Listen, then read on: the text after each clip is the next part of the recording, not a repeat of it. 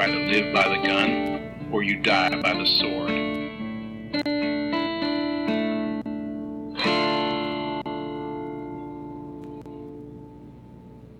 Welcome to The Good, the Bad, and the Weird. I'm Nicho. And I'm Chris. And today, this episode is going to be something a little different from the other films we have covered. Very nice. Yes. Very thoughtful. Yes. We are going to the fatherland to cover our second 100-year-old plus movie. Mm-hmm. And also, historically, as far as we know, because we have lost so much film from this era. So much.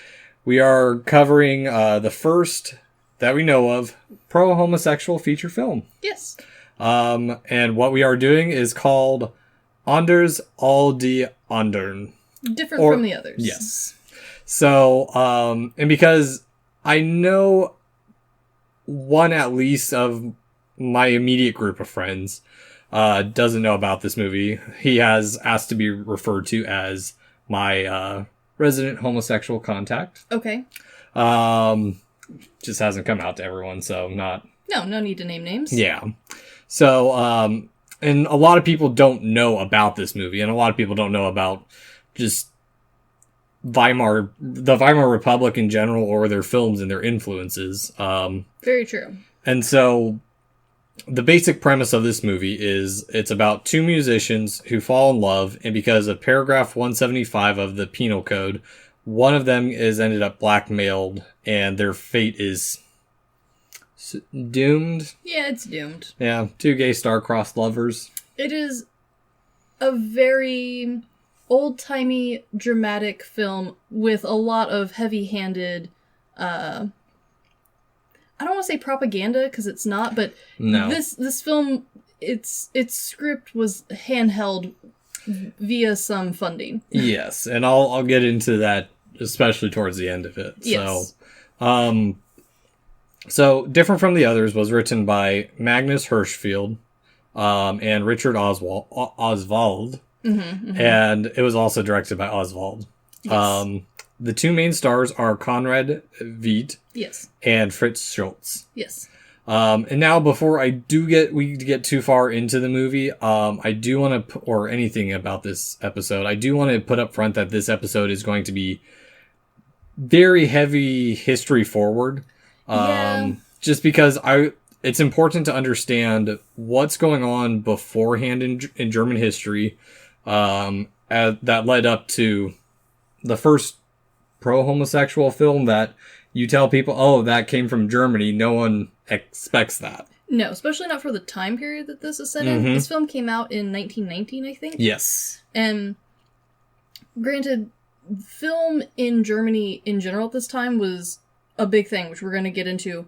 But I don't think a lot of people also realize the connection that it led into Hollywood. Mm-hmm. Because this genre of film really influenced how Hollywood not just styled things, but how they wrote, how they lit things, the staging. So not this film specifically. No, but it's this genre. era of film. It's called the Weimar Era. Yes. Specifically German Expressionism. Yes. So my two main sources for this episode are from Caligari to Hitler, a psychological history of German film by Siegfried Kraucher, and Weimar Cinema, an essential guide to classic films on the era, edited by Noah Eisenberg. Okie dokie. The second one, not so much. There's only a small blurb about it that ties it into Nosferatu a little bit, but I mean, yeah, okay, if you've seen Nosferatu, which you've seen at least the imagery from, yeah, similar style as far as aesthetic, lighting, that sort of thing. Yeah, so German film history in general has a very small but important part in film history as a whole. As I mentioned previously, it's specifically the Weimar Republic era. Yes. Which a short period in history, but an important one. But it influenced specifically our takes on horror and film noir. Yes. Hitchcock actually went to Germany to study filmmaking and brought that back to the United States. So think heavy Hitchcock, heavy shadows, odd angles, claustrophobic. And this time period, and specifically the film period, which came from Germany also really influenced a lot of other aspects in our lives too. It was really heavy-handed into the style of women's makeup and fashion at the time, which all reflected the black and white cinema. So think thin, drawn-on eyebrows, really heavy eye makeup, saggy eyes, droopy eyes. You want to look sweet.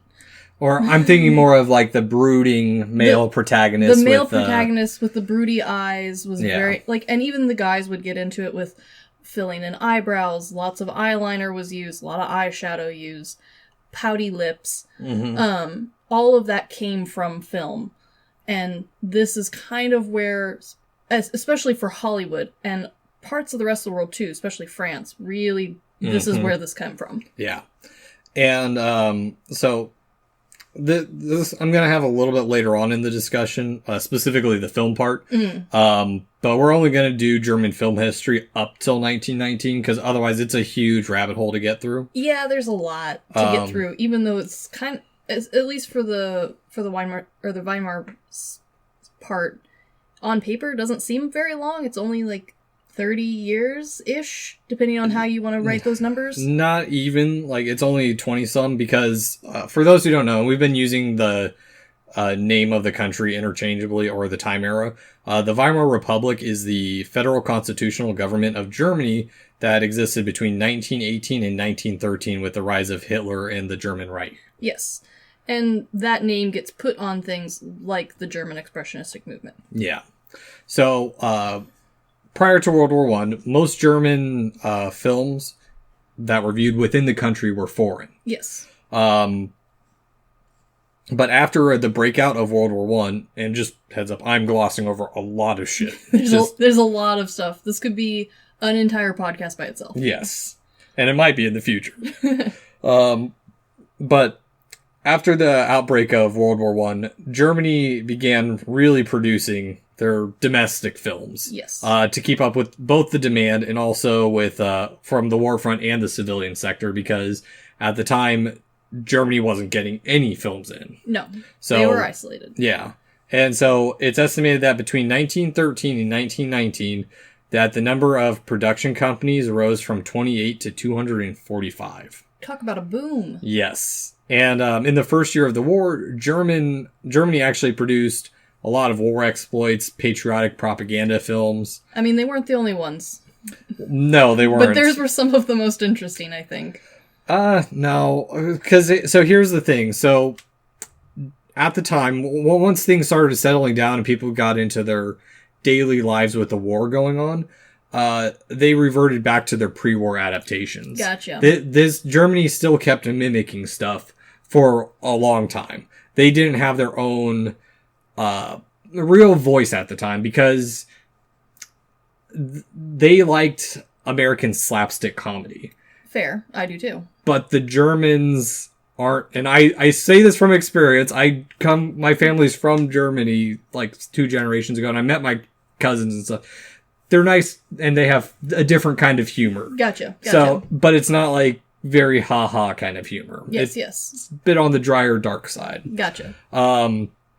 And so, actually, this era of German film, I see a lot of parallels between other conflicts that have happened and, like, the current pandemic situation. Sure, like, yeah. There are a lot of ties between how the masses act. Yes, so that's very true. But that's a whole other rabbit hole. Yes. Only towards the end of the war did Germany actually begin producing anything truly different.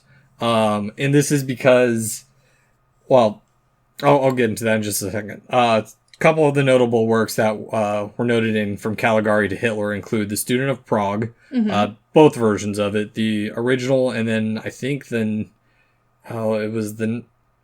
I can't remember the exact years. There's 2 versions of it. The first one is, I think, incomplete, and the second one is more complete. The same director came back and remade it. Gotcha. Der Golem, Homunculus. Yes, I'm familiar with that one. The others. I have not seen the Homunculus. I've seen both of The Students of Prague and Der Golem, but I could not find Homunculus because and the parts I could find it was only like an hour and 30 some minutes of the 6-hour epic. Yeah. I don't think I've seen all of it. I'm pretty sure we had a copy of it in college, either floating around amongst the students, or I managed to get my hands on it from one of the libraries. A lot of these, unfortunately, are missing chunks, if not a lot of the films, partly because later on, Nazi Germany went through and erased a lot of the film. And this specific film, different from the others, suffered really bad from it. Yes. So, as Siegfried Kraucher states, the student of Prague introduced to the screen a theme that was to become an obsession of the German cinema. A deep and fearful concern with the foundations of the self. Yes, I can see that in a lot of the works. Yes. Yeah. And so this is really the root of German expressionism. Yes. It's this self-reflective, dark, brooding film style. A high school emo kid would very much connect with this style. Yes. Especially Tim Burton style, because his stuff pulls very, very heavily handed, yes. Yeah. And we see a little of this overarching concept indifferent from the others, but this theme that theme feels a bit muddled and different from the others, and I'll get into that towards the end. Yeah, but it's definitely still there. It's just glossed over in a bit of a way. Yeah. So after this, in 1916, the German authorities founded Dueling oder Deutsche Liebesspiel Gesellschaft. You're better at German than I am, because mine is exactly 0. I know. And that was created to publicize the fatherland in response to the anti-German films that were being made abroad, as well as to increase Germany's own film production. Yeah, I mean, you gotta promote what you got, I guess, at the time. Yeah. And then in 1917, BUFA, or the organization without a cool acronym? Well, I don't understand how they made this acronym. By the way, I did say that wrong. Dueling is the acronym. It's Deutsche Liebesspiel Gesellschaft. Okay, sure. I don't know how they came to BUFA, because it's Bild und Filmament. Oh, yeah, BUFA. Sure. Yeah. Yeah. Doesn't fit our standards, but whatever. You know what? Someone made it made sense, and now it's that. Yeah. And so, BUFA was a government agency that was meant to provide documentaries for the war activities to the front line. I mean, just about everyone back then was doing this. Yeah. Pretty standard. Yeah. And so, after America entered the war, General Lindendorf ordered the unification of production companies in order to consolidate efforts and save resources. Okay. The new enterprise was called UFA, or... I love these acronyms. They are solid acronyms. They are so good. That was also known as, which I guess so, Universum Film AG. Sure, why not? And their purpose was specifically to create propaganda films of German culture for national education, much like we did in the 40s and 50s. And if you want to see the American ones, YouTube has so many. And boy, they are terrible. I have a reference to one later on that has one of my favorite lines in them. Oh, yes. They are awful. They are all awful. Oh, man, they're real bad. Yeah. But unfortunately, a lot of this didn't last. By 1918, BUFA was dissolved, and the Reich transferred UFA to the Deutsche Bank after the war, and it was pretty much run by the same people, so... Yeah, new management. Yeah, everything was basically the same. Yeah. Also, in 1918, we had a transition of power through the November conflict, which was a civil conflict that saw the German federal constitutional monarchy replaced by the democratic parliament republic that would later be known as the Weimar Cinema. There you go. And this is probably one of the biggest contributors to the creation of Different from the Others. Yes, very much so. So, at this time, there was a liberation of regulations for the German film industry after World War I. The Council of People's Representatives completely abolished censorship. I mean, look at them, swinging the pendulum in the complete opposite direction. And our film would swing it back. Oh boy, would it... I mean, this film came along and was like, I see that you are free and open to suggestions now. Let me challenge that. Yes, exactly. And as it's known from Caligari to Hitler, films from this era fell under two types. Mm-hmm. The first type were films about sex lives that tended to be pornographic in nature. You know, we're going real hard and deep into this pool that they've opened up, huh? Yes. And second were historical films serving as propaganda for UFA. Of course. Of course. Yeah. Those are the two extremes I expect out of this scenario. Yeah. Now, another thing to note as well, pre-war Germany had actually gone through a sexual enlightenment. Good for them. That ultimately led to the production of pornographic content described or disguised as sexually enlightened or sexually educational films. So this is their freshman year in college. Got it. Freshman year / we do see these type of exploitation films heavily in the 60s, 70s, and 80s. And nowadays. Yeah, no. We've just reworded it a little. Most recently with me, Shogun's Joy of Torture. Yes, I have heard. Yes.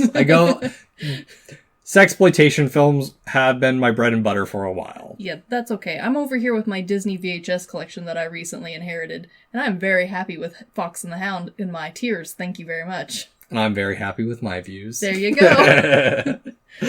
And with that, we had the films that were based on, different from the others was one of the two films based on Dr. Magnus Hirschfeld's attempts to repeal paragraph 175 of the penal code that specifically dealt with homosexuality. And boy, did this man go all in on this attempt. Yes, and for good reason too. Yes. And I'll get into that in just a bit.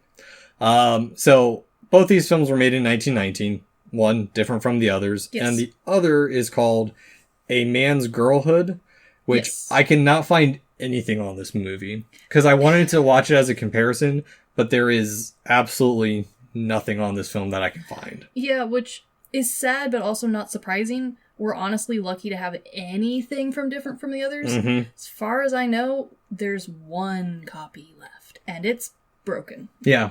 So the fact that the other one is just not available / doesn't exist anymore, not surprised. No. Disappointed, but not surprised. No, and I'll stop our talk about German film history at this point just because that is a huge rabbit hole and I glossed over a bunch of stuff. But we've hit the high points. Yeah. What led to the creation of different from the others. Yes. So the other important factor of this is who was Magnus Hirschfeld? That's a great question. He was a gay Jewish physician and sexologist. I love the term sexologist. Yes. Well, this is the early days of this study because he was one of the earliest advocates for sexual minorities. Yes, and this is the part where you can see his heavy hand in this film real strong and clear. Mm-hmm. Because this film almost has two things going on. It has its artsy part to it, and then it has his hand in it,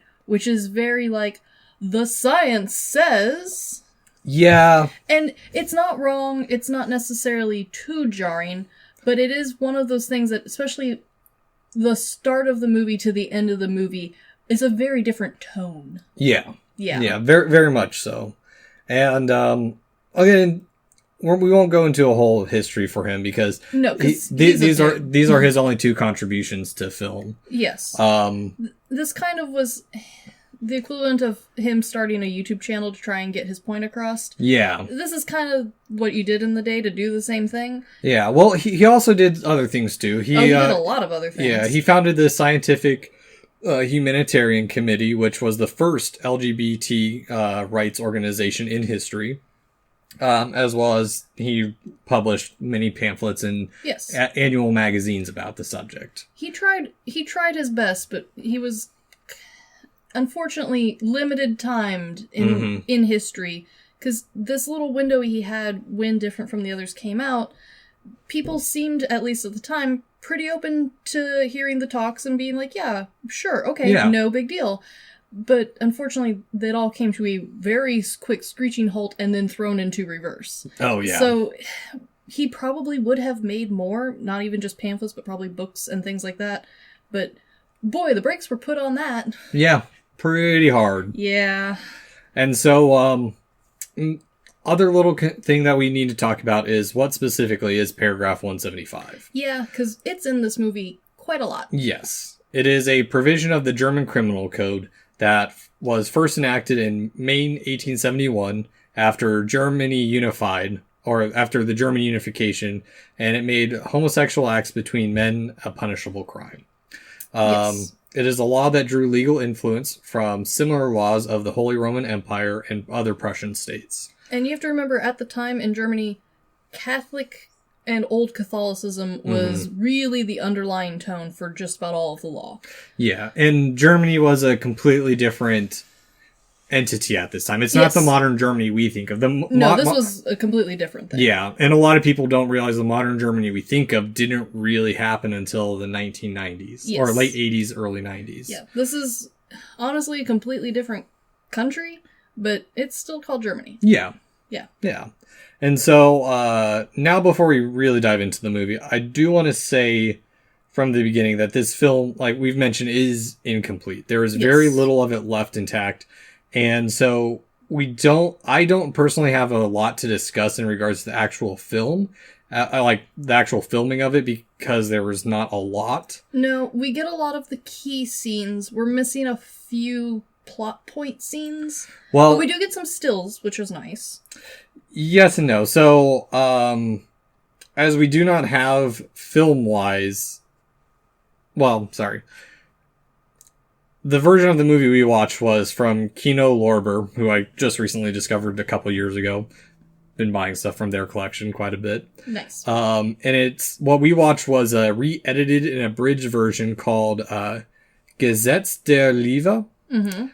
That was secured by Gosfilmfond in Moscow and restored in 1999 by Filmmuseum München, which is Munich for America. Yes. As well, they used descriptions of the original film that was published in volume 19 of Jahrbuch für Sexual Zwischenstufen. Okie dokie. Along with advertisements and film journals from the Film Museum Berlin. I will say, this version of the film, while still has holes in it, they did a nice job. It does, you can understand the full story without having to look anything up. Yeah. You do at least get an understanding of who everyone is and what their role is, even though we are missing all of the scenes from certain actors. Like, they're just not on stage. Yeah. And I will say, film-wise, it is pretty standard for the time. Static camera angles, playing out more like a play than anything. Think film noir, think Nosferatu, but older. Yeah. We hadn't developed the nuances yet. And unfortunately, because of the age of the film, because of the condition it was in, this film also, and also just because of the time period, we're missing a lot of the peripheral vision of this film. You're kind of stuck with what feels like a weird eye disease view of it. So there's certain scenes where you know that there's someone else supposed to be on the film, but unfortunately the film was damaged and you can't tell who it is until they swing into view for a few seconds. Yeah. So it is not by any means the most beautiful version of this era. Yeah. But it is a good representation. Yeah, it's no Journey to the Moon as our other previous 100-year-old film we've discussed. No, and there are other movies in better condition from this time period from Germany. But I will say that one of the things that this movie does do really well is we still have some really great shots of the main two actors and their use of silent film acting, which is something we've completely lost nowadays. Yeah. And so it will feel silly at first when you watch it, but then when you truly get into thinking about it and you realize, A, how short the movies were compared to what we are used to and how much we cram into new movies. Yeah. The use of eyebrows is beautiful. Yeah, because the runtime of this movie is only about 50 minutes. Yes. And a portion of that is a still image and some words. Yeah. So, and granted, the plot point, even for the full movie that we have, or at least as far as we know, still wouldn't have been a very long movie by nowadays standards. Like, this whole thing would have been in a short by today's plot standards. Well, what we would consider short, because if I remember right, a feature film has to be at least, it's either 45 or 15 minutes or longer. Yes. And that's what's considered a feature film. Anything less than that's a short. Very true. Yeah. But I think if someone had brought this plot to a director today, they'd have to either pad the hell out of it to get it to modern audiences' standards, or it wouldn't have been a full feature film. No. It works because of the time period, because the long drama that is put into every scene. There's a lot of posing, there's a lot of standing, there's a lot of expressive faces that nowadays we wouldn't linger on. You would have to rewatch and hope to catch while something else is happening in the background. Yeah. But back then, and this is part of what made old Hollywood so attracted to this style, and what they then brought along later, which you can see in movies like Casablanca, this whole kind of like, the whole thing is a slow pose, almost Vogue-esque throughout the whole movie. And it's really beautiful to watch, even though it's hard to see some of the scenes, even though you're going to have to stop partway through to either jump, like, severe whiplash jump cut in this movie. Yeah. Or you get thrown into a beautiful picture and you're like, boy, I sure wish the lady would move. Think very much so older Charlie Chaplin. Yes. Very similar in the expressive face style. Yeah, no, exactly. So, and now into different from the others. Yes. We open up with lines about the history of paragraph 171 of the German Penal Code. And we get introduced to all the cast, the crew, the directors. A pretty standard upfront way to tell movies, oh, hi, Charlie. Yeah. This is a pretty standard way for old movies, but it is a little weird feeling if you're not into the 1920s and 30s film era. Yeah, but I do kind of miss it, where, like... I kind of... Like, it's a nice setup to a movie. Yeah, honestly, I think it'd be an interesting take to introduce it to, like, for a comic book movie. Ooh, yeah, that would be really interesting. Yeah, just get you right... Like, if Suicide Squad had opened up with, like, here's our characters. Yeah, that could have been really cool. Or even maybe a retake on a Batman movie. Yeah. Bring it back to that 1920s era that Batman was originally kind of sort of based off of. The whole Art Nouveau was part of his theme. It could be really cool. This movie has some ties to Batman. Of and course I'll get it into do. that at the end too. And so from that we begin with our main protagonist, Corner. Or is it Cormer? I have Conrad. Conrad? No, Corner No. is the last name, Yeah. played by Conrad. Yeah, I just use their last names to keep it easier for myself. Yeah, so Corner is reading the newspaper and he comes across 2 obituaries of suicides with presumably unknown motives. This movie's not subtle in any No. way. The paper says one thing and the actor is clearly telling you that this is not unknown. He knows exactly why. Yes, and we quickly cut to a picture of historic figures and cards listing Peter Tchaikovsky, Da Vinci, Oscar Wilde, King Friedrich II of Prussia, and King Ludwig II of Bavaria. A lot of big names. Side note for this, because I did look it up, because I was curious, because I knew Oscar Wilde, Sure. and I knew King Ludwig II, which... I'm proud of you. Why? Because it's such... Like, these are such a hodgepodge of historical figures. Okay, I'll explain why I know King Ludwig II. Okay. Everyone will recognize something from this guy because he was the last owner of Neuschwanstein Castle, which is the basis of the Disney Castle. Of course it is. Yeah. Also, that's who King Ludwig II is, and I've been to that castle. Also, if you're gonna look me dead in the eye and tell me you don't know who Da Vinci is... Okay, I'm sorry. Outside of Da Vinci. Okay. Yeah. So I did look up this because I didn't know a couple of the people mentioned. Sure. I mean, like I said, this is a weird bunch, and if you're not a history buff, yeah, some of these you might not realize. And the thing is that they were never straight out homosexuals, but it was highly suspected that they were. There was only a couple that historians are 100% certain they were, but there's not the concrete evidence that we have. Sure. And if interested in looking into more of the why some of this is gray, even though it should be pretty obvious, especially for some of these people. History's done a great job of making excuses for things that they feel uncomfortable.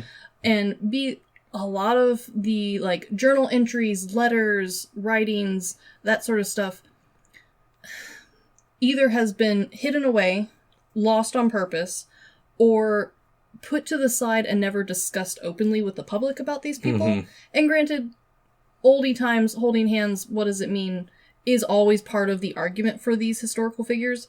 But a lot of them, and there's now a current wave for female historical recognition where, so you definitely didn't marry, but you're buried next to your secretary who lived with you for 40 years. What was it? Someone sent me something earlier this week. There was a couple of Hollywood actors who, they were bachelors and they lived together, and no one says.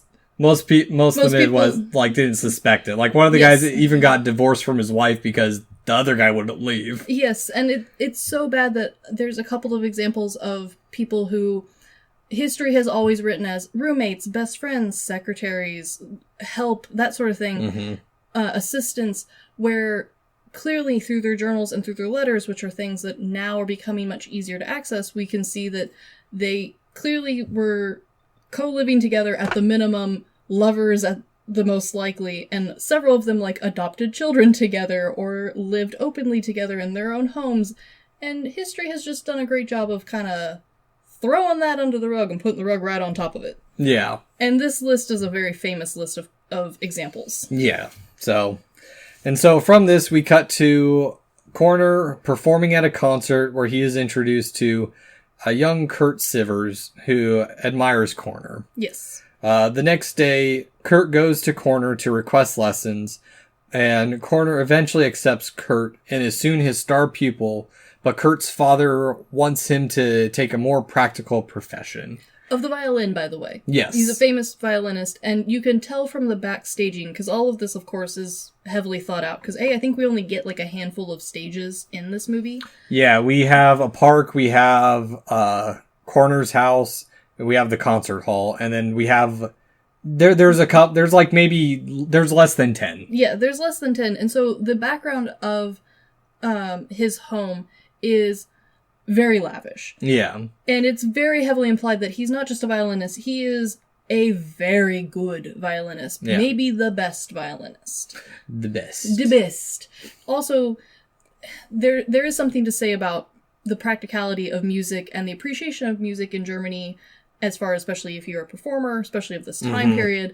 And it was a valid option for a lot of people, especially if you were good at it. Yeah. But the likelihood of you being good at it, not super high. Yeah, this is before YouTube and instruments were cheap and you could just start up a band and, hey, here's our SoundCloud. Yeah, there wasn't a beginning level instrument. It was already a commitment to get into, and it would have been more practical for this young man to go into a more realistic setting as opposed to the arts. Yeah. But, as we can see, he is infatuated with this wonderful violinist. And he's also fairly talented himself. Yes. And then we are also told that the plot thickens because Kurt's sister is Else. Yes. It has also fallen for a Corner. And now we have a weird triangle going, and I love the drama. It's like some anime bullshit. Oh, it is. I love old-timey movies, because if you really wanted to, the drama is dense. Yeah. It's just silent drama. Yeah.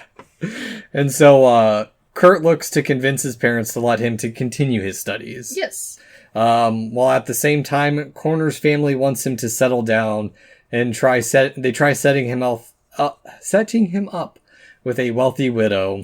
And this wealthy widow, we do get a picture of, at least what the character was supposed to look like. I don't think we got any actual footage of her.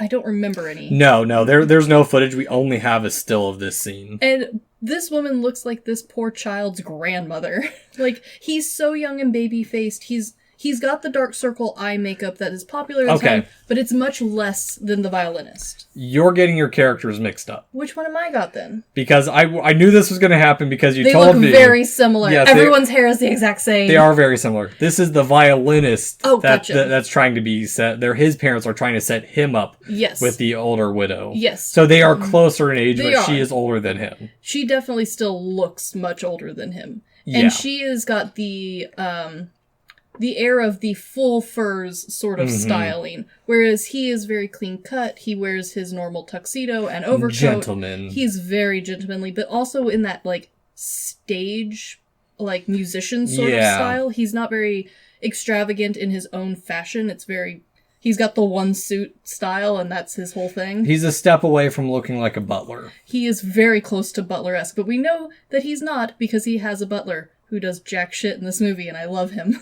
Yeah, he throws a man out in one scene, and that's it. And not even really throws him out. He doesn't try very hard. No. But yeah, he is very Butler-esque, while she is very, like, if this movie had been in more color, I imagine wears a lot of mauve. What is mauve? Like a purple-brown. Red, purple, brown, all kind of squished together in a color. That sounds disgusting, and like I wouldn't be able to see it. Yes. No, this is definitely a color you can't see. And so, Corner rejects the widow's advances, and his folks he sends his folks to a physician and sexologist. Yes. Who, to their dismay, are informed that their son is a homosexual. And this is the part of the movie that, like, nowadays reads as a little weird, but taking in all the context that we went over makes a lot more sense and feels progressive based off of that context. And this scene, all we have is a picture of Hirschfeld. We do. Who explains that it's a natural thing and that most of the negative connotations are false judgments and misconceptions. I will say, despite the weird use of the sexology degree in this movie, the themes and understandings of the time were fairly progressive. In fact, the understanding that this sexology group brought to the table of sex as a spectrum is something we still are leaned to today. Yeah. I mean, we went through a weird, like, phase somewhere in between the two times where... Yeah. But for the time period especially, like, this was very progressive knowledge and thinking, and by our standards, you know, spot on, good job. But also really weird that he, like, sends his folks to a sexology doctor. Yeah. But, like, again, like, taking in all of the history context, it brings it from, wow, this is not okay, to, okay, so y'all were just weird. Got it. Yeah. Yeah, just moving the plot along. Old-timey weirdness. Love it. And so, as that scene moves the plot along, I can speak English. Sure. Kurt and Corner grow closer, but they are found out because they're walking in a park with linked arms. They are, which does crack me up just a little bit. Because around the same time period, in England, walking hand in hand, arm in arm with your best friend, your brother, literally anyone you're walking with, very common. Yeah. Like, to the point of, if they're not arm in arm, you assume they're not hanging out together. No, they just happen to be walking at the same pace. And talking to each other. Two strangers in the park. It makes me think of that, I think it was a Vine. Two guys just sitting in a hot tub 6 feet away. Because they're not gay. I love that one. Yeah. But yes, so it does, like, bring about the questioning, to me anyway, because especially with these old films, especially since there is no dialogue, it is really easy to forget where in the world the film is supposed to be taking place, unless it's, like, specifically a historical piece. Yeah. And so this one, like, jarred me for a second, because I've been used to English films and American films where two guys walking arm in arm during this time period, not a big deal. Yeah. Especially not grounds for blackmailing. But in Germany, different story. Learned something today. Yeah, and I don't know the history of this subject really at least in film outside of Germany. Sure. So, at the same time, Kurt is neglecting his studies. Yes, he is. And his father forbids him from seeing Corner. But Kurt asks his sister to visit Corner to speak with their parents to convince them. And now Corner is being blackmailed by a man named Franz. And Franz is the most silly-looking character in this group. Franz looks like the cousin of Uncle Fester from the Addams Family. Yes. Like, a lot. Not even just a little bit. A lot. Yeah, and he is... Well, also at the same time, Kurt's trying to Corner's trying to convince his convince Kurt's parents to teach him again. Yes. But yes, no. Franz is very stereotypical villain looking. Yes, he is. Which does remind me how much, especially the old TV version of the Addams Family, leans into the noir style, which leans into the German style. It's very much our thought on how Gothic looks. Yes. Yeah.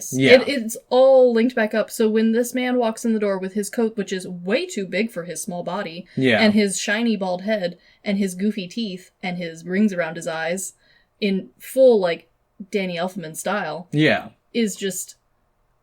Oh. Yeah. This character, I love him. We're also talking Victorian goth, not yes. modern goth.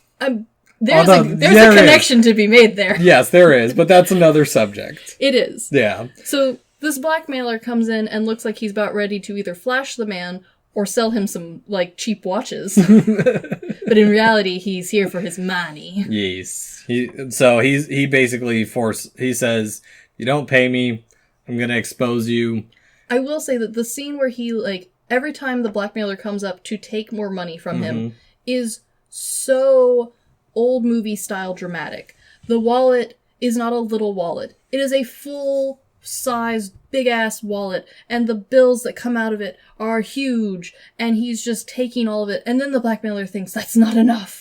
And he takes more. And that's a nice cigarette case you got there. Yes. And there's random weird art in the background of all of the the house scenes. So there's like a little man who in the background that's like too small for the spot that he's in, but he fits the frame. And the whole time you're thinking, this man is enormously wealthy, but also this is so dramatic, because after his money is taken, he swoons upon his sofa, but it's facing the wrong way because the filming angle is weird, so he's just kind of like draped over a pillow. Yep. Yeah. I love old-timey movies because they had a very small frame to work with. The stage that they had to work with, there was no wide shots. Yeah, and we're also still developing film as an art form. It's still seen as like an extension of theater or the actualities. This is very theater-y, and I love it. Yeah. And so, now, after Kurt is finally convinced, Elsa's there to support Kurt. Yes, she's come around. Kurt gets his first public show, but Corner is still being harassed by Franz, and he has now made the decision he will refuse to pay. Yes. No more.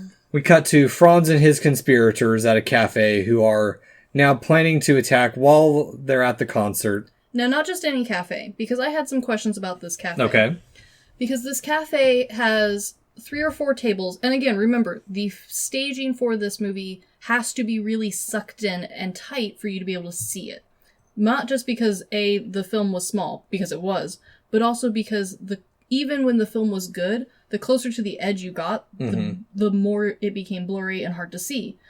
So we have like 3 or 4 cafe-style tables. Nowadays, think like those cute French-style ones with the little tiny chairs and little drapery over the top, little candle in the middle, that style. Shoved in here, and there is 4, 5, 6 couples in the background dancing around.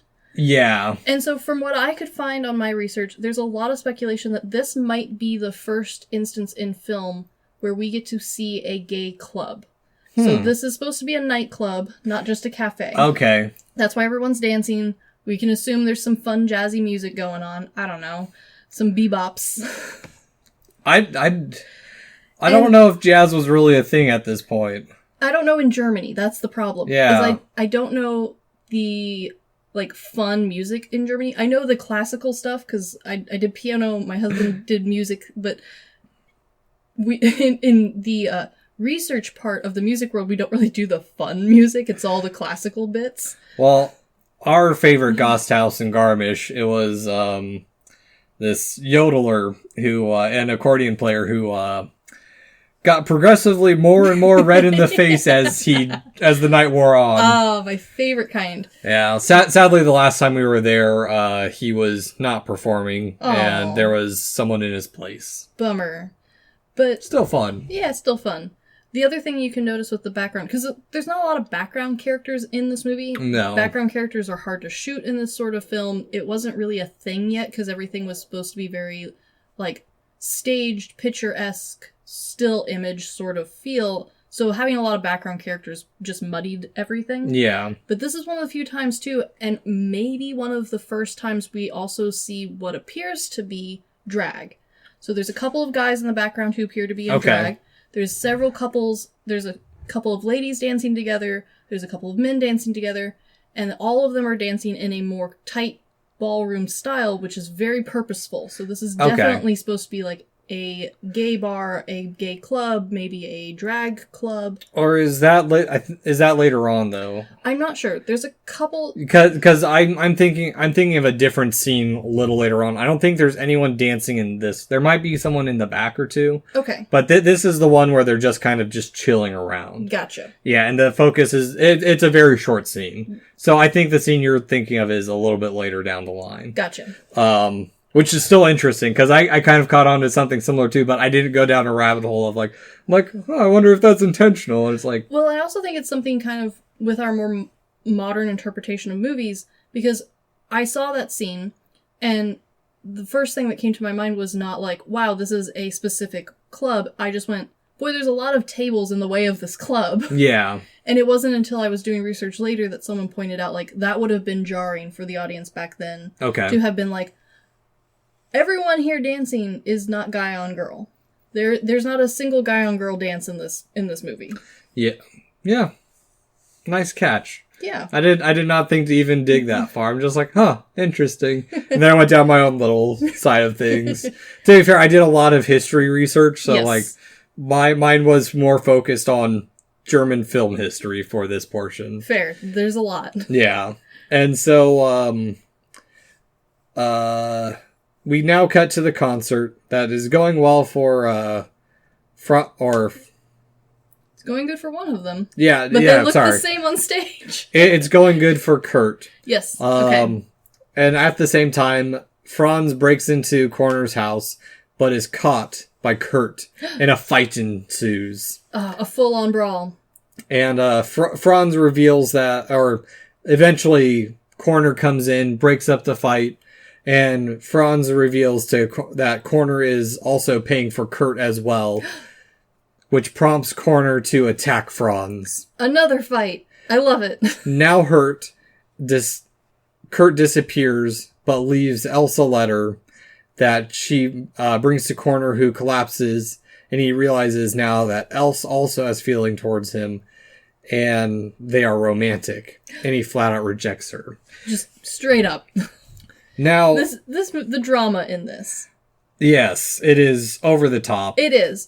And I think part of the reason it's drawn up like this is because Kurt feels like he's not necessarily betrayed, but it's more of the fact that he's not being able to stand up for himself either. Yes. And also that Corner's been hiding this from him. Very much so. And this whole movie is done in... This is something of a style from the time period where everyone's the victim in some way. There's rarely a true happy ending in these movies. Yeah. Everything is a tragedy. And at this point, I mean, it's not confirmed that they're in a sexual relationship. No. It's implied, but it's also implied that Kurt has kind of been manipulated into the relationship a little bit. A little bit. There's definitely a little bit of a power difference here, which is somewhat a story plot line, but also glossed over quite a lot in the movie. Yeah, and I mean, we do see stuff kind of similar, more exemplified in one example, because I studied this one in college when we were doing Western films.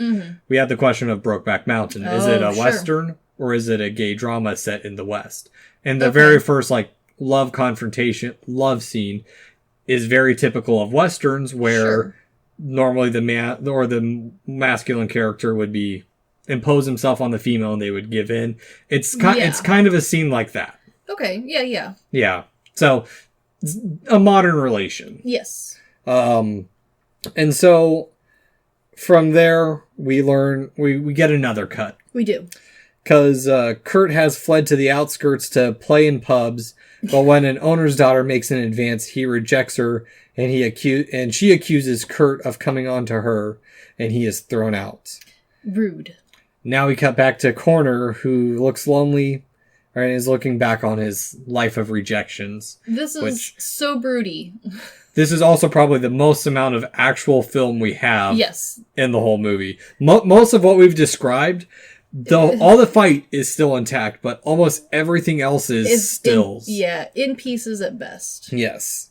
And so we have we get our flashback of Corner at his boarding school days in a failed romance with a classmate who he comforted, initially what we see as only a friend. Yes. And the headmaster does not like them being close together. No. And then the guy confides that in their dorm room that without Corner, his life at school would be miserable. And that's when Corner makes his advance, and the school headmaster is scandalized. He's like, I knew you were doing this. This was a good student. Which cracks me up for a couple of reasons. A, the scene plays out very much in the same woe is me style as the flashback scenes from Christmas Carol when he goes back to see himself in school and all of the schools like run down and he's the only one studying and the sadness. Because the background of this school looks like absolute shit. Yeah. Like, there is nothing fun in the school. The dorm room that all of the guys share, like, no one even gets a nightstand. They get, like, a tiny-ass little bed, and it looks like it creaks really bad. One, how much shit can you fit on the screen? Very much, but at the same time, two beds and a door. 2 beds and a door is exactly how much they could fit on the screen. But at the same time, like, and it's hard to know if this is an artistic choice to make it feel more like him and his sadness looking back on his life, but, like, none of these scenes in his flashback have flowers in any of the vases. There's no pictures on the walls. All of the clothes feel a little bit disheveled. All of the bedding feels off or too thin. It feels like they were on a budget. It does feel like they're on a budget, but at the same time, knowing the artsy style of the other films that came out from this era, this is also very possibly like the artistic interpretation of his sadness. I don't think it's that, because that interpretation wouldn't have come out till a little bit later down the line in German film history. But you could totally early see. 20s. Yeah. But there is still the influence, like there's the inklings of it. It is definitely giving the original vibes. Yeah. I will say this is definitely not an art house film. No, it's not. It is not, but the drama and the makeup lead into art house. Yeah. Yeah. And so after this confrontation, Corner is blamed as the instigator and is expelled, which leads him to lead a reclusive life of study at university. He just got smart. Bummer. Yeah, until one night he is dragged out by his classmates to meet women, which proves unsuccessful as they are very suspicious of... The women are suspicious of his sexuality. But also, like, a little bit rude. They literally, like, grab him, put him in a coat, and like, we're going clubbing, my man. Let's go. I also would not be open to the clubbing idea if someone woke me up in the middle of the night out of my midnight study for the exam I have tomorrow, put me in a coat, and they're like, let's go. 1910s clubbing. But that's what this is. This is 1910s clubbing. The ladies that they are trying to, like, swindle into this whole ordeal, like, this poor guy did not sign up for this. Yeah. In any form of the sense. And yeah, these poor ladies are like, well, he's just really not interested in anything. Must be gay. Yeah. Can't possibly be any other option. I mean, Not socially awkward at all. Not social. There are other scenes that definitely portray this better. This specific scene just feels really funny to our current eyes. Yeah. Back then, it probably would have read exactly like they intended it to, but to the current mindset, especially since we're so used to processing, like, an array of the things that have happened to a character since we're used to so much shoved into a film, a lot of us would have already gone through this thought process of, but he was just working 10 minutes ago and he didn't want to go clubbing. Yeah. And now he here. Yeah. It's probably 2 a.m. He want to go home. I'd be annoyed too. Yeah. Yeah.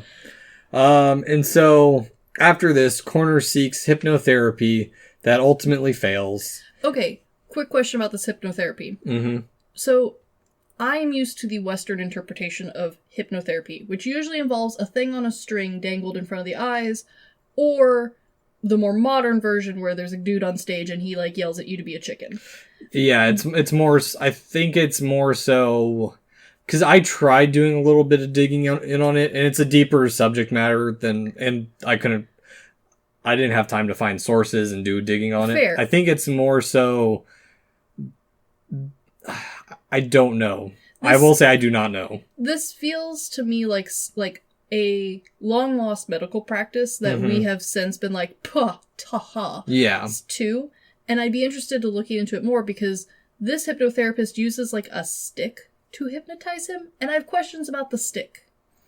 Why not the thing on a string?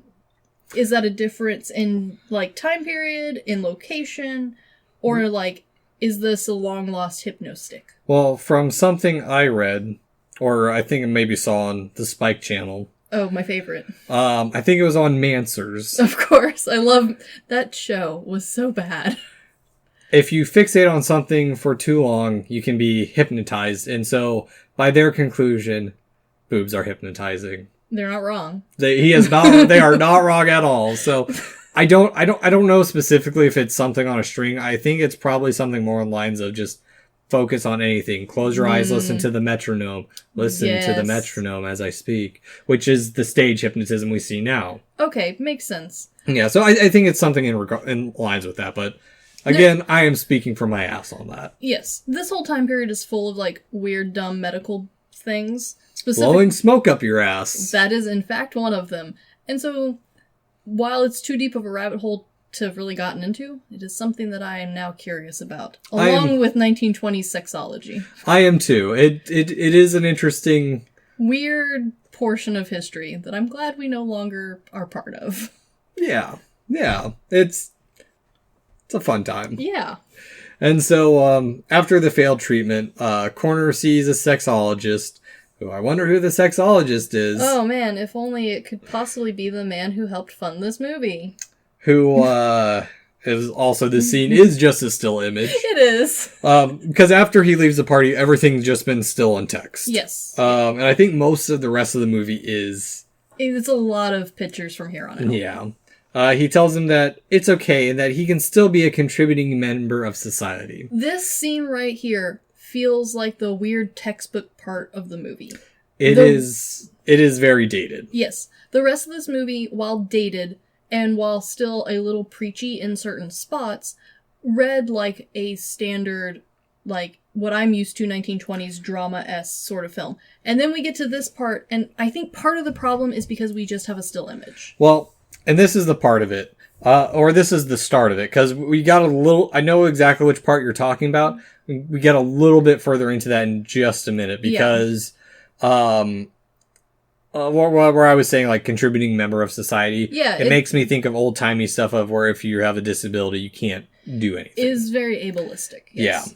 Yeah. And so, now we actually cut to Corner reflecting on the first time he met Franz. Ah, yes. And we learn their backstory, where they met at a costume party, which is what I think this is the scene you were describing earlier. No. Okay. No. I am now 100% sure. Okay. So the costume party... is definitely not the same scene as the club party, because the costume party, everyone is in, it's very, like, over-the-top costumes, very much I miss that no one dresses up as chickens anymore for Halloween. Yeah. But there are certain pairings in the background who have matching costumes. Okay, yeah, okay, I see why, Okay, yeah, I there is dancing in the other scene. Yes. This scene has it, but it's more disguised. More party, yes. Yeah, because everyone's ambiguously dressed in this scene, whereas the other scene is more specific. Yes. Which we know from this, it's used to infer that Franz is there looking for an easy target. Yes. Because Corner takes him back home, and Franz rejects his advances, and this is where the real plot is revealed, that Corner threatens Franz, but he is stuck because of paragraph 175, because if he tattles on him for blackmail, he'll tattle on him for paragraph 175. And at this point, the true plot emerges. And this is where it starts to get preachy. Yeah, it does. We cut to Corner sending tickets to Elise, or sorry, yes, this is where it goes, because this is the preachy part. Yep. We cut to Corner sending tickets to Else for her to attend a lecture on sexology so she can learn. Yes. And we cut to Hirschfield's lecture on homosexuality and transvestitism. And boy, does this part read like a dry textbook. It is very much at this point it is a mini educational flick that reminds me a lot of Hacks and Witchcraft Through the Ages, and Hirschfield also equates the persecution of them to the heretics and the witches of old. I will say, while this part it's super left fieldy as far as like the plot that we had previous, it definitely feels like we've suddenly switched gears into educational film. This is probably the only thing that saved this film, to be very frank. Because this part reads so teachery, later on when this film later gets banned, this part read enough like education to let it be seen by some people. Not everybody, but educational people. Yeah. And I think this is, like, if the rest of the movie hadn't had this, I think the whole thing would have been banned. But because this part felt like education, and it was by someone who claimed to have a doctorate, I never did any research to see if he actually had one. He still would have pushed it. Yeah. To keep it. But, I mean, he also explains that this ideological transition from seeing homosexuality as something natural occurred with the French Revolution and the Napoleonic Code. And this is when the introduction of laws against homosexuality, transition from seeing it as something bad to seeing it as something natural. Yes. It was, this is when laws against it were being removed, since they were seen as a violation of fundamental rights of individuals. Yes. And again, this is a very dry, teachery part. It is. I will say, though, for it being very dry and teachery, I was fairly impressed with the statements made, because there's a lot of old pro fill-in-blank here films that get maybe parts of it right, but still lean towards the, well, it's okay because of fill-in thing. This one does not. This one goes full in, and I'm impressed with that. It does, but it also dates itself a little bit in just a second. Does. Oh, it definitely does. Because, and this is an interesting thing too, because Hirschfield mentions that there's been 50 years of research in the field prior to this specific speech, and he also introduces Baron Richard von Kraft-Ebing as one of the first campaigners against the law. Yes. After the lecture, Else asks Hirschfield if her love can cure Corner, but she is told that she must give up, and that such people are not suited for marriage as nature itself forbids it. Remember... Yeah, this is a very dated part. This is still very progressive for heavily Catholic 1919 Germany. And I will say, as far as the rest of his speech goes, he gets so much more right, that this one part where he's like, no, they should just be allowed to live happily together. No one has to get married. While damning now was so progressive back then that, like, and the fact that on top of that, while he sneaks in the no, marriage is against them, the fact that he even goes, look, he's not into you, honey, stop. Yeah. Like, even that back then would have been incredibly progressive, because it would have been thought pretty normal for you to have been like, well, he'll just deal with it. He'll suck it up. I don't know why it made me, it made something pop in my head. There's this video of like these guys who bought something off Craigslist, and this angry man comes in, and he's like, "Who sold you this? He didn't sell you shit." And then there's a guy who pops in, "Daddy, chill." This is pretty much the scene. But Yeah. But at the same time, she gets told to chill, and I think the normal rhetoric before and during when this movie was made would have been less telling her to chill and more like, he'll suck it up and he will learn to love you. Yeah. Which, nonsense. But at the same time, like, the next scene goes on to her being like, oh, he'll never love me? Well, can we just be friends? Yeah, well, not even just be friends. She now tells him that she understands, and she declares that she will dedicate her life to him as a friend. And I would like to nominate her for first ally. I guess. I mean... It's written kind of weird, partly because we don't have a whole lot of footage, so it's hard to read facial expressions and that sort of thing. So from the text, it is written in such a way to make it sound like she is going to give up on her love and really, like, encourage them and be their, like, backbone, and, like, she's going to be the one to go against their parents for them and all that. But there is a chance that the acting was done in such a way that she still has hope sort of love thing. It feels very Disney-like in its cheesiness. It's so cheesy that my modern brain has a hard time accepting that this woman truly has just, in a minute, given up on her love for this man. She has quenched her lady boner. She quenched her lady boner so hard that she is now going to fight for him to be with this other guy. It almost sounds like she's gonna give up and become a nun. Yes, that's the level of, like, that this is written to. So it is hard to know if, like, the original intention of this movie was for her to become this, like, amazing ally and, like, just be like, okay, well, now I'm gonna be here for you and you tell me what you need. Yeah, she more so stands as someone as an idealized version of someone who changes through education. Yes, she is very much idealized. So it's a little hard to know if, like, the acting portrayed that as well, since we're missing all of that. Yeah. And it's also kind of hard to know if, like, part of the reason she was picked for that transition role as opposed to the parents was supposed to have been shown somehow. Because while it makes sense story-wise, time-wise, she wouldn't have been very influential, unfortunately. No. While the 1920s weren't as bad as the 1800s, still weren't great for women's whole, speech and free rights and all that. No, and to give some perspective on other stuff that was going around the time, I remember this is the year H.P. Lovecraft died. Yeah. So, yeah, that guy. Yeah, it's that era where, like, he made good stuff. He was a crap person. Oh, yeah, exactly. And so, from this, Corner decides that he is going to confront Franz and take him to court where they are both tried. Go!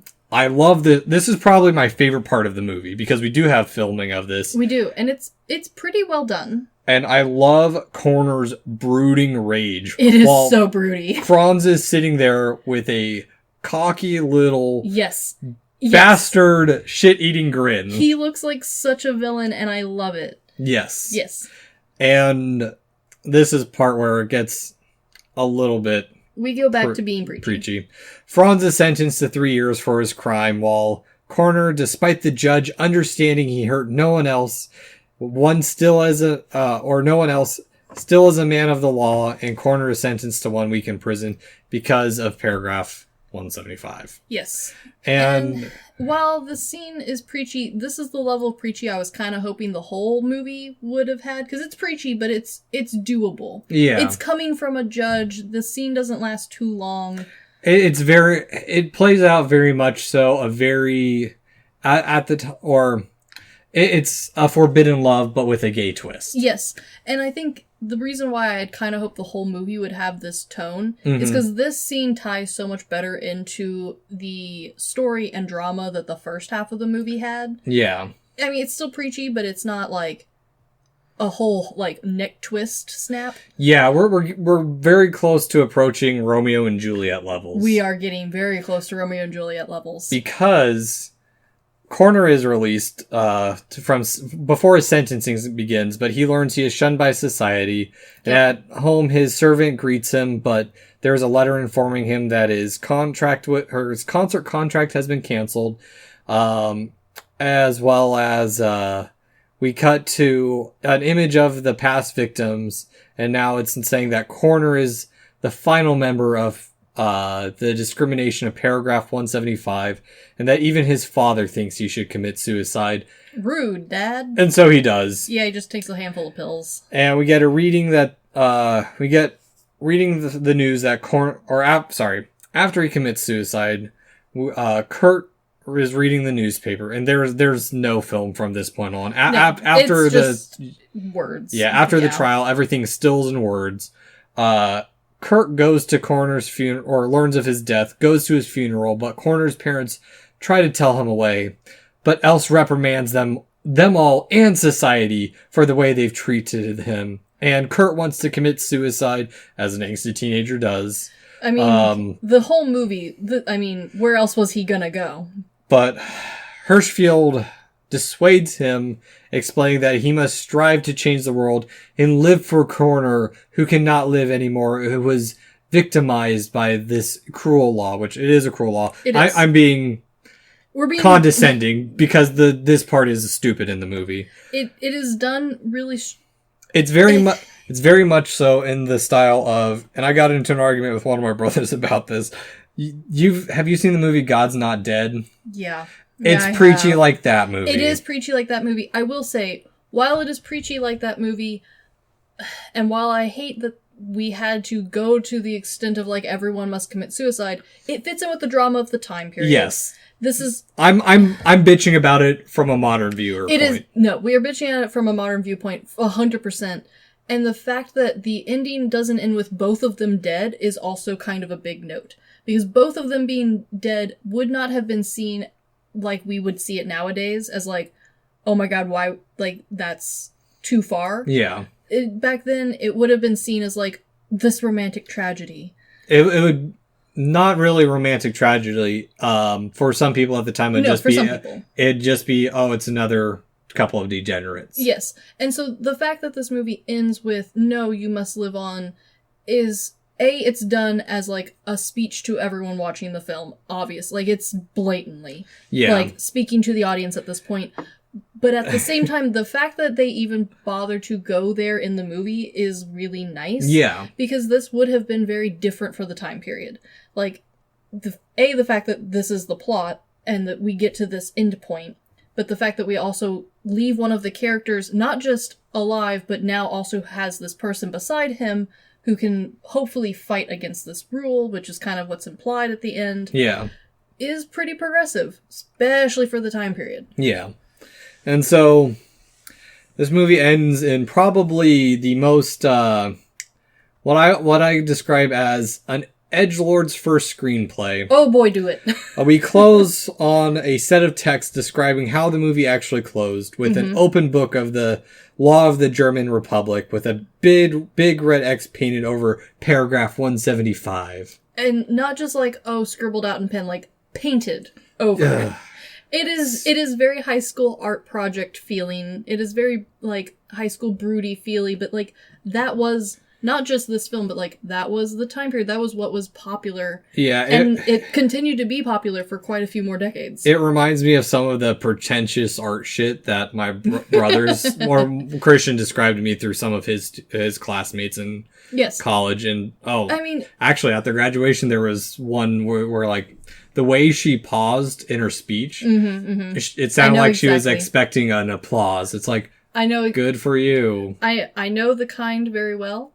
And granted, it is, especially nowadays, especially how far we have come, it is seen as either like the high school cringy art style, or it is seen as super dated, and most people are going to skip this whole genre of movies. But if you can spend the time to watch it like you would go through a museum, and spend time on each frame and on each set and on each motion, the whole thing comes together much better. Yeah. And so, heads up, we are getting into the next little batch of history. Yes, the aftermath. Yeah, like I said, this is a more history-heavy episode. It is, because this movie really did pave the way for a lot of other stuff. Yeah, so initially, different from the others, was a success. It was. First year it came out, did great. Well, yes. Just the first year. To a point, the first couple months, because after it garnered a little bit of recognition, there was considerable amounts of protests from Catholics, Protestant, and anti-Semitic right-wing groups protesting the film and public screenings. Because also, remember, the sexologist is Jewish. Yes. And due to this, despite the repeal of censorship laws and the constitutional freedom of speech and expression, special articles were created in response to the outcry for the film, characterized as obscene and dangerous to young people, were to be censored. So in other words, they're making the "it's for the children" argument. Yeah, there was still censorship. I mean, remember, this is also before a rating system. Like, we didn't even have, in America, we didn't even have a rating system of passed or not passed. No, there was nothing. You went in blind and hoped for the best.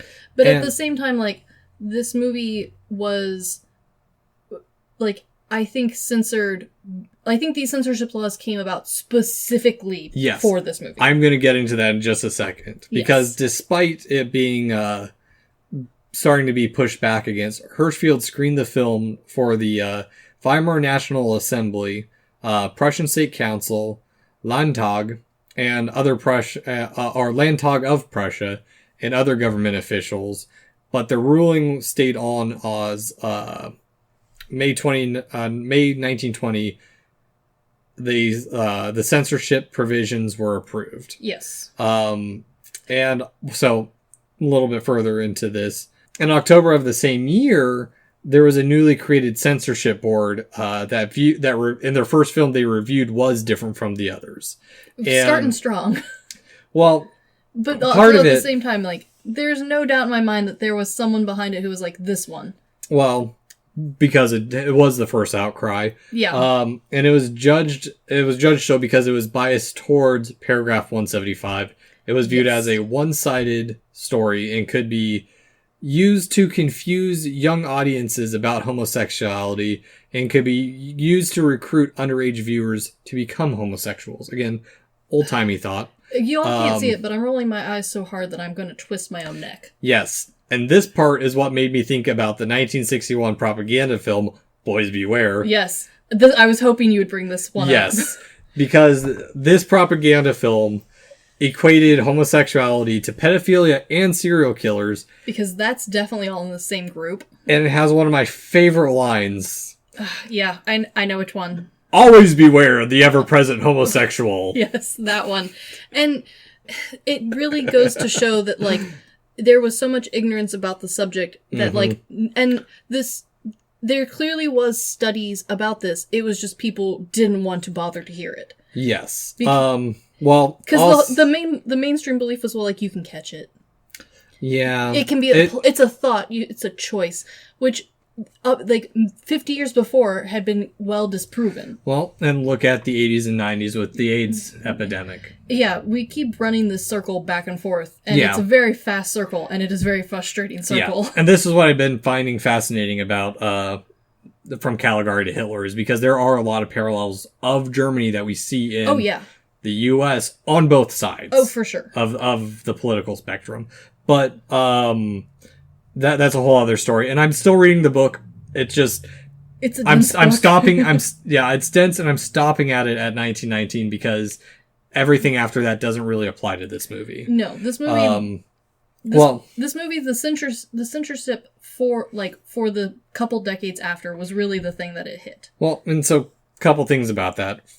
First off, the censorship commission included Emil Kreplin, Albert Moll, and Siegfried Platzek. I'm not very good with the Polish German names. But these were all people who were opposed or in opposition against the legalization of homosexuality. The board feels really weighted. Yeah. But here's the thing. The film was not fully banned. No. The board only was judging for public screenings. Which means... This film was only screened for educational purposes at the Institute for Sexual Wissenschaft. There was also a few instances of this being films that anyone with a medical license could request a viewing of. And then there was a small, tiny loophole, which we don't know how much it was exploited because there's no record of it. But there is a loophole that says it is not for public viewing. Yes. Private viewing, free game. Exactly. Which, as everyone who grew up in the 90s knows, private viewing is a loose term, and there's many ways around that. Yes. But even then, it still wasn't shown that often because... Unfortunately, because the film was deemed a decadent work by the Nazis. Of course it was. Most of the prints of the film were burned, and only one print in fragment still survives today. Yep. And there's some other stuff, and not just because it really wasn't shown that much, and I'll get into that in just a second because a little bit of history. In regards to paragraph 175, the first major attempt to repeal it was in 1929, but this was prevented by the Nazi Party, and in 1935, it was brought, the allegations of it were broadened by the Nazis, which led to the deaths of thousands. To Surprise! the point, yes, and to the point where the Gestapo could transport anyone suspected, even those acquitted and had served their sentences, were sent to concentration camps. Again, sitting 6 feet apart because we're not gay. Yes. And the reason we're going over this is because this stuff does have major consequences. It really did. Over 10,000 men were forced into camps to wear the pink triangle. And I've been to these camps, and they are depressing They're places. terrible.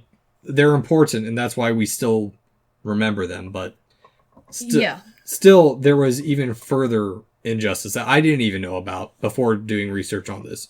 And the one thing that I learned is that even after the liberation of concentration camps, some were still forced to serve out their 2-year sentences after being freed. Dick move. Yeah. Yeah. Yeah. And so after World War I, East Germany abolished it, or abolished the paragraph, or they not abolish it completely. They abolished the Nazi amendments. Of course. And while West Germany kept them, and get your directions right. Do I have them right? I might have written this down wrong. I apologize. One of the directions. West Germany eventually became East Germany kept them. West Germany abolished the Nazi amendments. But while West Germany became more lenient, East repealed the paragraph in 1988, but it was ultimately reintroduced back under their unification. Yeah, because like we said earlier, we run this circle back and forth. Yeah. And it is not just a little circle. This is a violent pendulum swift. Yeah, and so, we're talking about, this is really the establishment of modern Germany as well. Like, there's a lot of other stuff that happened. Don't have time to go into it, but it's a small fraction of it that's not discussed. Yes, very much so. Ultimately, paragraph 175 was removed in 1999. Yay! In total, an estimated 140,000 men were convicted under the law. And those are just the ones convicted.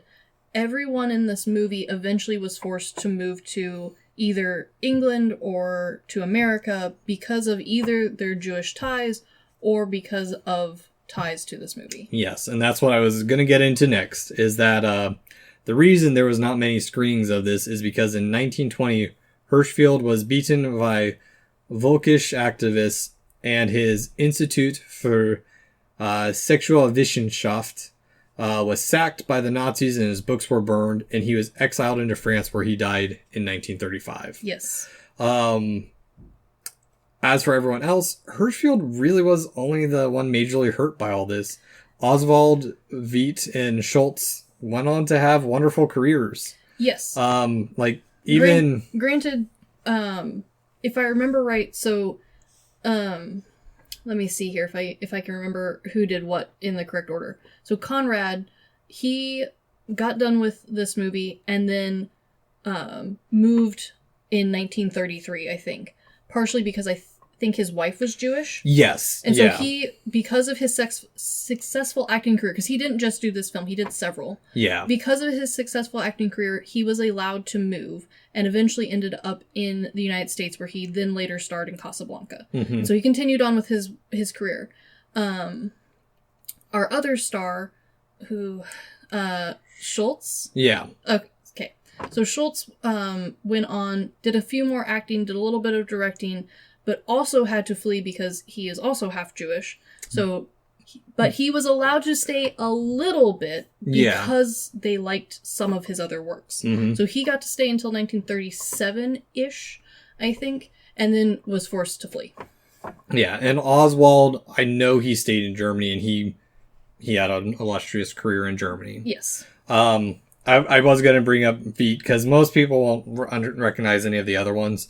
I think all the other ones were just German films. Yes, it was mostly. Yeah, Veet is, as we know in America, as Heinrich Strasser in Casablanca. But for those who do study German in Weimar films, he was in the heavily influential The Cabinet of Dr. Caligari. Yes, he was. And The Man Who Laughs, which was an inspiration for the 1940s Joker. It is, and it is a wonderful film. Yeah. Both of those, if you like this time period, really great examples of it. Yeah. So, and even then, different from the other's plot, because nothing was kept, Of course. Everything was destroyed by. Oh, sorry. I am sorry about that. That's nasty. That was would be the plot of the different from the others would be used as the basis for the 1961 UK film Victim. Yes. Yes. And so that's different from the others. I mean, there's not really a whole lot to it. It wasn't as influential as many of the other movies we've covered. It wasn't influential in the movie world. Yeah. But, I mean, the fact that it kicked off a bunch of people's balls, saying something. Yeah. And I also just find it interesting that from it, like, the first pro-gay movie is from 1919 Germany. It is. The other thing that I found kind of weird, and part of it is because of how much is lost of this film, I think. It's not something you can kind of just throw on in the background at a cocktail party and expect people to get the gist of. But despite its historical importance, this film's not really re-watched ever, even though we have a decent chunk of it. I've definitely seen movies with less. Yeah. That's for sure. So there's enough here that it's enjoyable. It's a fun time to watch. But for some reason, this movie doesn't seem to make its circuits anywhere. And part of that is because of the weird preachy nature. And part of it is because we've lost footage of it. But I also think part of it is because no one knows about it. Yeah, no, exactly. Like, when I brought up to our resident gay correspondent that I was going to cover this movie, he's like, well, I've never heard of that. Like, it doesn't, for some reason, make it onto lists. It doesn't make it into even historical lists, which is really strange because it holds a pretty prestigious spot. It also kicked off a bunch of, like, laws and stuff, which I feel like is important. Yeah. But, yeah, for some reason, this one's just kind of been forgotten in a corner. Yeah. And, I mean, for me personally, different from the others is I don't consider it a good film. No. It is very much the standard star-crossed lover romance. It is. That plays out especially towards the end. Exactly like you think it's gonna. Yeah, and like we've mentioned, it's if the very ending of it feels like a preachy educational film. Yeah, it really does. But it does have some stuff in line with like Hacks and Witchcraft Through the Ages, which that one has similar, not same level of preachiness. Yeah.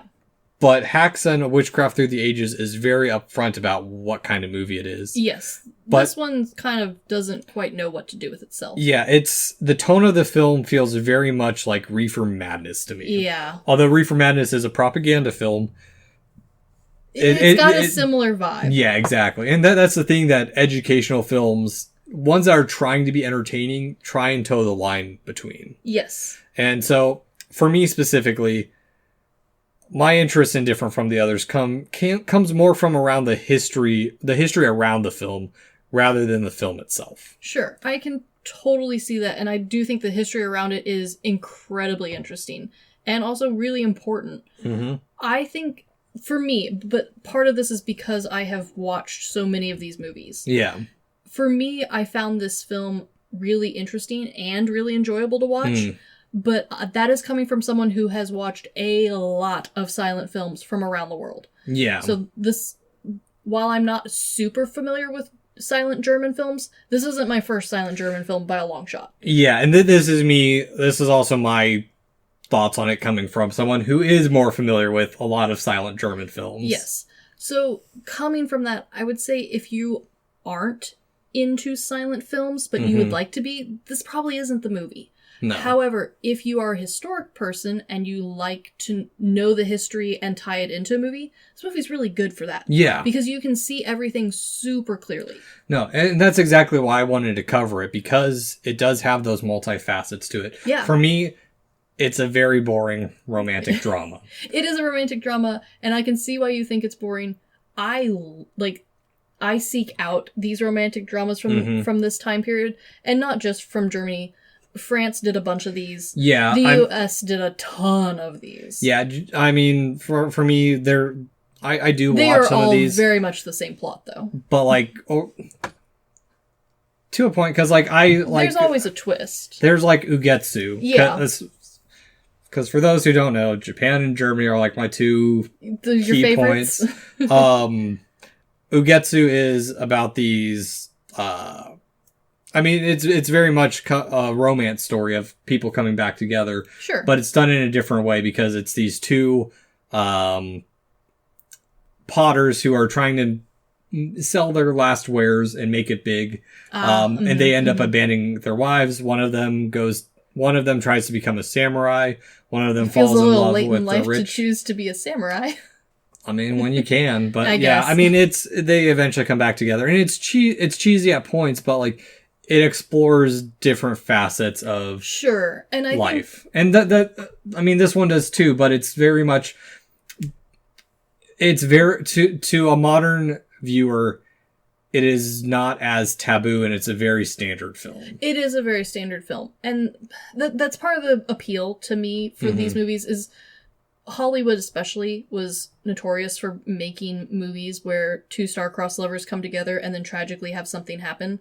This movie is definitely one of those, minus the educational preachy parts. And those are some of my favorite films to watch. The acting in them really intrigue me, the makeup in them really fascinate me, and the plots, while they're all super similar, despite having such limited resources, these directors and writers really find an interesting way of putting little twists on it. This one has a huge twist on it for the time period, but at the same time, everything from this time period feels a little fluid. Yeah. And that's just part of the appeal. And so for me, I will probably watch this again. Okay. I'll probably watch it alongside like a binge of other movies similar to it. Yeah. I'll probably have like a romantic 1920s-esque marathon, and this will get thrown in the mix. But I can see how most people won't. Yeah, I'm not gonna lie, I am glad I watched it. Sure. I think it is a very interesting... I won't call it a footnote because it's too paragraph. Important. Yeah. It deserves more interest than what the two books I read, because for sure. It's only mentioned in like a brief sentence in each one of them. But I personally don't recommend watching it unless you are into this type of film, or it's something that interests you. Yeah. It's very study-esque in a way. Yes. I would only go back to it if I'm trying to study films in a similar vein, but it's not something I'm going to effectively seek out. Of course. And that's totally fair. Honestly, this is a weird niche of movies that I like, and I can totally see how others won't. There are others of this time period that are better entry points. But with that all said, if this history interests you, this movie is really good. Because if I remember right as well, I think the filmographer went on to do the first adaptation of The Portrait of Dorian Gray. Or he did it before this. He did it before this, and then he did it again afterwards. Yeah. So he did the first two portraits of Dorian Gray, both of which a little gay. Very gay. Very gay. Very gay. It's Dorian Gray. Gay. It's Dorian Gray. Let's be real with ourselves here. Yeah. So, yeah, I mean, little interesting bit of history that people aren't super familiar with. No, but hopefully someone can use this in a research paper somewhere, because, like, this movie's good. In a researchy sort of way. Please research East and West Germany and don't use my source. Yes, very much so. Estimated facts. Yes, close enough. But anywho, this has been The Good, the Bad, and the Weird. Thanks for listening. Peace.